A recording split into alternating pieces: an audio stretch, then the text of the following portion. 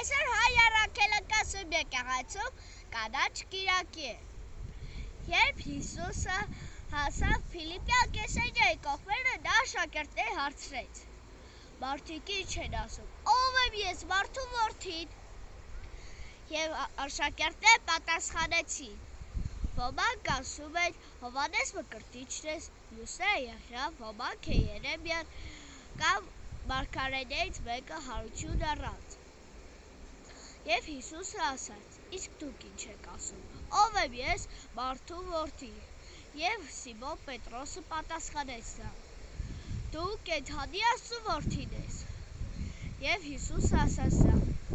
օրինակ լինես դու, Սիմոն, Հովնանի որդի, քանի որ ոչ թե մարմինն ու արյունը հայտնեց քեզ, այլ իմ Հայրը, որ երկնքում է։ Եվ դու նման ես մի վեմի, և այդ վեմի վրա կշինեմ իմ եկեղեցի, և դժոխքի դռները չեն կարողանա հաղթահարել այն։ Եվ երկնքի արքայության բանալիները կտամ քեզ, որպեսզի այն ինչ որ կապես երկրի վրա, կապված կլինի երկնքում, և այն ինչ որ արձակես երկրի վրա, արձակված կլինի երկնքում։ Եվ նա աշակերտներին պատվիրեց, որ ոչ ոքի չասի, որ նա Հիսուս Քրիստոսն է։